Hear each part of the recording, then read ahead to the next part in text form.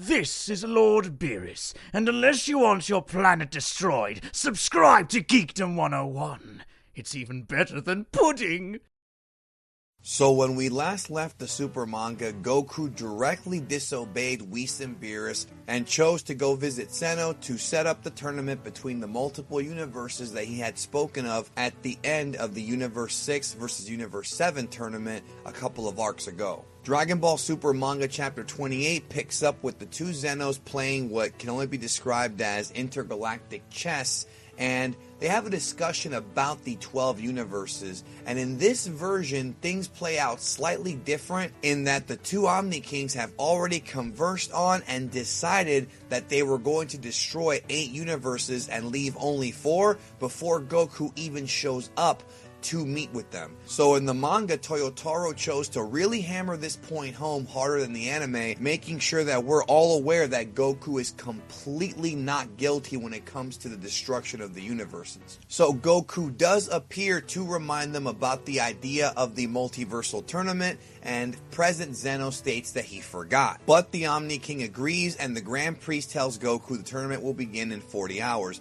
And then the Grand Priest decides to contact all the gods from the other universes with his angelic staff. I did a video recently about the fact that Grand Priest having the angelic staff could mean that he is indeed the angel to Zeno. I'll leave a link to that video at the end of this review, so you can check out my theory on that one. But nonetheless, the Grand Priest contacts the other gods, and we have this cool little montage where Toyotaro shows us the other gods of destruction and what they're doing in their universes. It really gave us more of a peek into the other universes and how they look, and more into the other gods' personalities. So I really did enjoy this part of the manga, and I really wish that the anime would have done something like this where we got to see more of the other universes. That's one of the complaints I've had about Super, is that we don't see enough of the other universes, and I think that the writers greatly minimize how interesting it is to visit these places, including what I found to be a really interesting scene where Universe 10's God of Destruction, Ramush, is interrogating Gowasu about Zamasu and the fact that Zamasu committed a crime. So at least in the manga version, the God of Destruction knew about Zamasu's crime. It wasn't like some of us had previously thought where they hid it from the other gods, what Zamasu did. No, apparently Ramush somehow knows. But just then they are interrupted by the call from the Grand Priest. Now, my personal favorites when they show the God of Destruction of Universe 11, Vermouth, and he's having a party surrounded by all these different, I guess you can call them, servant girls or something, and he's celebrating having been a God of Destruction for 87,971,155 days, or some crazy number like that. This really shows off more of his personality. Even though he seems a bit more humble in the anime and not like a crazy psycho clown, I like the fact that he's a little bit cocky, especially since he has the Pride Troopers, which have not been introduced yet in the manga, but more on that later. So the Grand Priest tells his children to gather the angels and the gods of destruction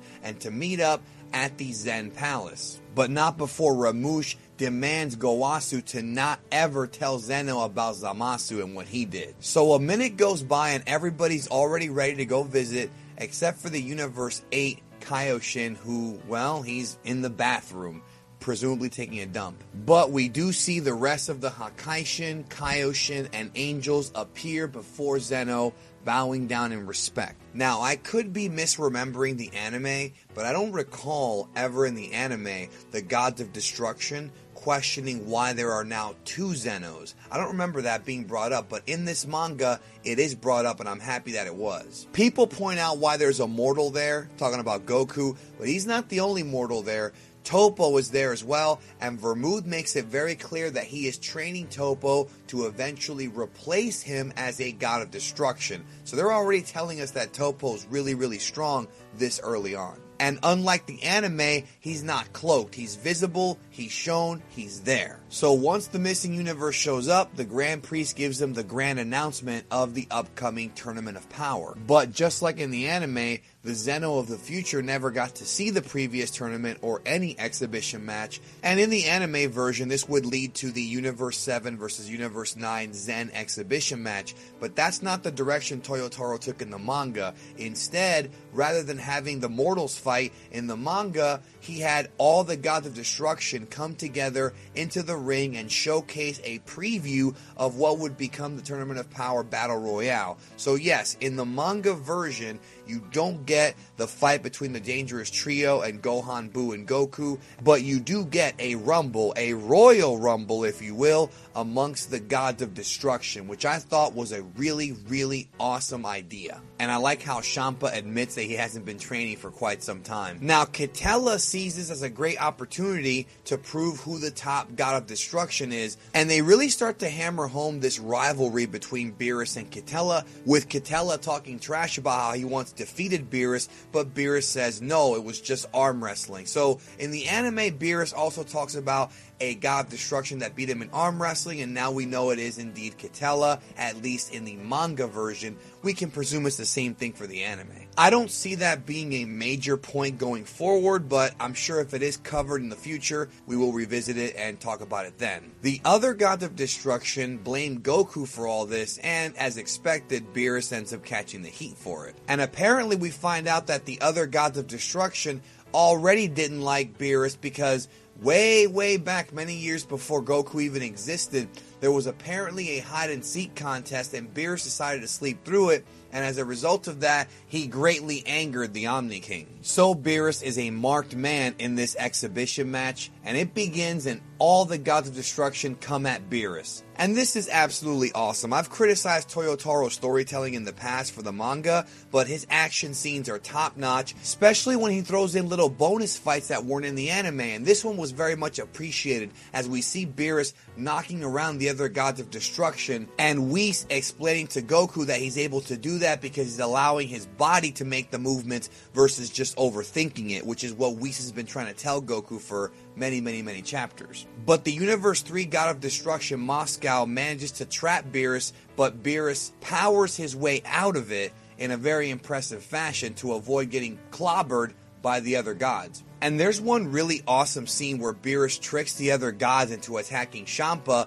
who thought it was him. I guess just because you're a god of destruction doesn't mean that you have great eyesight. He fires a ki blast at the gods, but Sidra puts up his shield to protect everyone. So as Sidra's gloating about all this, Vermouth comes up and rocks Sidra in the mouth with a huge kick, sending him away. And thus the manga chapter comes to an end with the fight between the gods continuing on to the next chapter, and Goku being very excited at the prospect of seeing these gods of destruction rumble, which would of course be inspiration for the eventual Tournament of Power, which I'm sure we're going to get to eventually. Now, when it comes to my thoughts on this manga chapter, I did have fun reading it, but I'm not really sure if I liked it more than the anime version. Seeing the gods of destruction rumble was a lot of fun, and I hope to see more of it in the future because I don't feel the anime has shown us these gods fighting as frequently as I personally would have wanted to see, but I feel like the Zen exhibition match was very important for the anime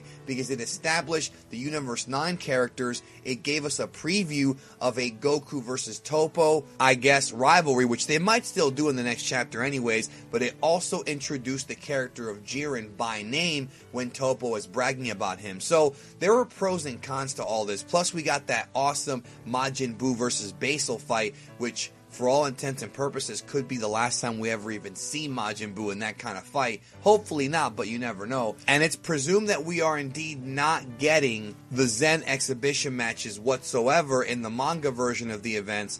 But one thing I did really enjoy is that this manga chapter 28 didn't put the focus on Goku and really took a lot of time to introduce us to the other gods of destruction, and that's something that I really enjoyed about it, and something I wanted them to do more so in the anime is show us more of these other universes, show us more of these deities, because it doesn't always have to be about Goku all the time. Now, the big question I'm sure many are asking is Beerus the strongest god of destruction? Well, he might be, but the fight is not over yet. But we'll see how things go in the future. Thank you so very much for checking out my Dragon Ball Super Manga Chapter 28 review. Let me know your thoughts if you enjoyed this manga chapter, and also let me know if you preferred the Zen Exhibition match or the Godly Rumble. I think they have their pros and cons. Honestly, I would have liked to have seen both in the anime, but hey, you can't have your cake and eat it too, I guess. Anyways, talk to y'all later, and I hope you have a great day.